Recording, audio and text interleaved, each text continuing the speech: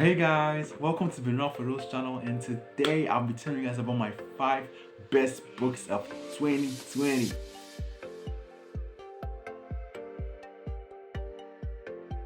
2020 was a really messed up year for most people. I don't know about you, but for me it was really messed up. But in the midst of all that garbage and all the quarantines and all the boredom, I stumbled upon really interesting books that made it a bit less messier than it should have been. So yeah. Now the first book is Mastery by Robert Greene. Now Robert Greene is one of my best authors. He is the author of 48 Laws of Power. In this book, he talks about the process towards actual mastery. Now, my takeaway from this book was he went down to explain the process towards mastery, or the phases of mastery, which I'll just give you guys right now. Now, the first phase of mastery is the apprentice phase, according to the book. At that stage, you're kind of like a baby and you're learning with your mentor. Now, the next stage is called what we call the creative active phase. At this stage, where you begin to experiment with different stuff and try out different things. I mean, with the knowledge you already have, and kind of testing out new ideas to find out what fits and what doesn't actually.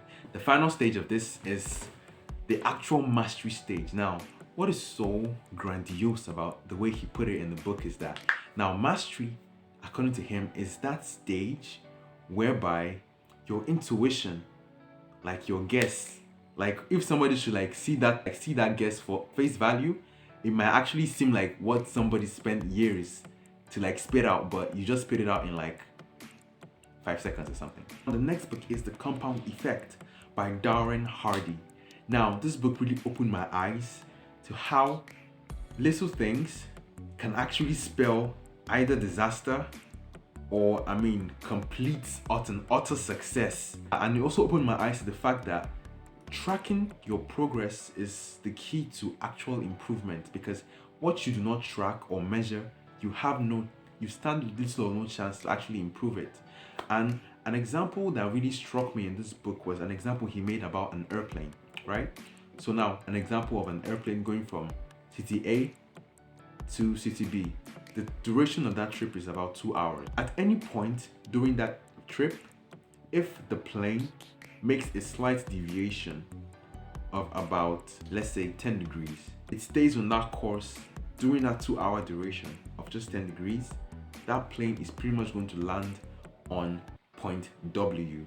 It just opened my eyes to the fact that little actions over time can yield remarkably devastating results or remarkably exceptional results over time. The next book is Rediscovering the Kingdom by Miles Monroe. Now, this is a Christian book. This book actually really it really deepened my ideas, or should I say, it really helped to expatiate the concept of Christianity to me in a way that wasn't there before. Yeah, so now this book, Rediscovering the Kingdom, actually talks about the beginning, how God created man to dominate over the earth, and how eventually man lost it by disobeying God, and how the death of Jesus Christ on the cross was necessary to bring about the redemption of man from the fallen state which he was at before. Now, a really interesting concept that really jumped out of the book into my face was that the idea of being a kingdom ambassador. Now, what is a kingdom ambassador? A kingdom ambassador, by the name, actually basically means a representative of heaven here on earth.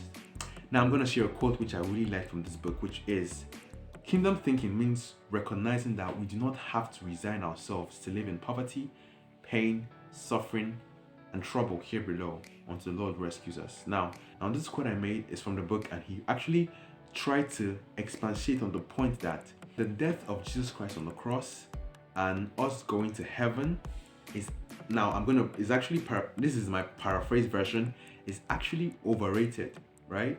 Now, actually, in essence, the death of Jesus Christ on the cross was to actually salvage and redeem us from what we lost here on earth. Yeah. Actually, I'm not going to continue right now, because if I continue, without like giving you a deeper and a more longer explanation on this, it's gonna sound a whole lot controversial. So if you want to know more, read the book. Now the next book is Make It Stick. Now Make It Stick, oh my god. If you are in any educational institution on the planet, or you are in an educational system that requires you to learn large chunks of information over a long period of time, that requires you to like dispense that information in a particular day in which we call exams, you actually need to read this book because please read the book. Now this book actually, like, it was mostly about how people study ineffectively, and a really interesting concept in this book that really got my attention was the concept of active recall.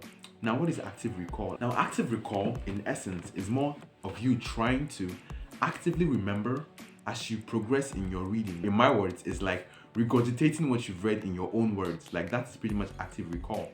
Now, compared to what most of us do, which is the mindless passive reading, which you're just reading and you're just chunking stuff down into your brain, hoping that at the end of the day you can be able to say it out on that day of the exam. But in essence, a better approach is to actually test yourself to see if you actually remember what you are actually reading and not fall into the trap of the illusion of knowledge.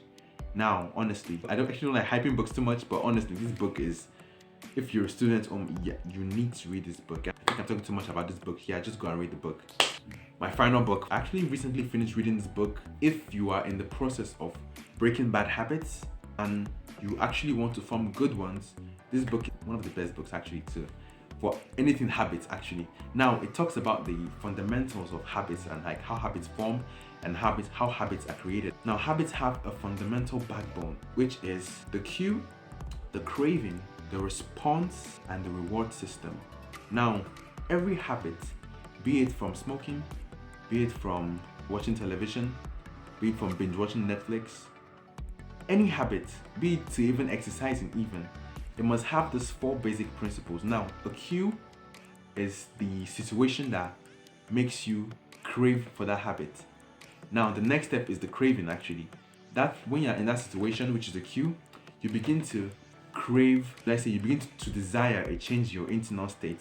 That then brings about the response. Now, the response is the actual habit you're actually doing to actually fix that craving. And the reward system is like how your body rewards you for doing that habit. Now, let's take for example, smoking. Now the cue is when you're stressed out and like you're stressed out. When you're in that situation of being stressed out, that is a cue. Now the craving occurs when you actually want to relieve that feeling of being stressed out. That is the craving.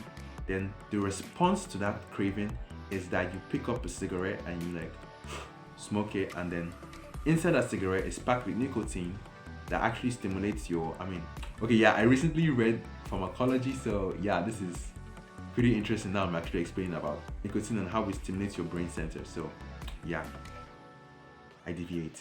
Let's go back to this. So yeah, you smoke the cigarette and nicotine goes into your brain and stimulates the nicotine receptors and then brings about the next phase, which is the reward system. Now, the reward system is the phase in which your body rewards you for doing that particular action.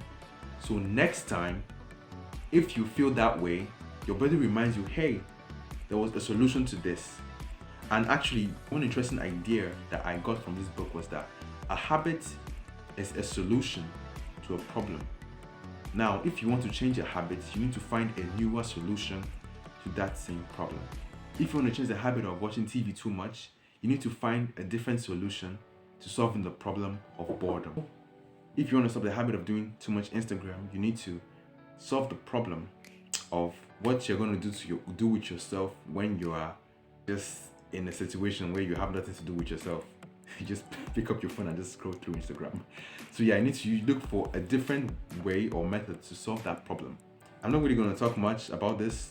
You just have to just go and read it, honestly. Like, there's so much 7-minute to 8-minute video can actually do. So yeah. Now, question of the day: if you read any book in the last year, 2020, that inspired you and made you wiser for this new year, 2021, make some noise. Please write it on the comments below. so we can all see and try if we can be wise at this 2020. This year, 2021. I feel this year is gonna be a whole lot better than 2020. I hope so. But yeah. And if you enjoyed this video, please like. And if you want to see more of my content or of this type of content, please subscribe. And remember to always keep it real. Bye guys.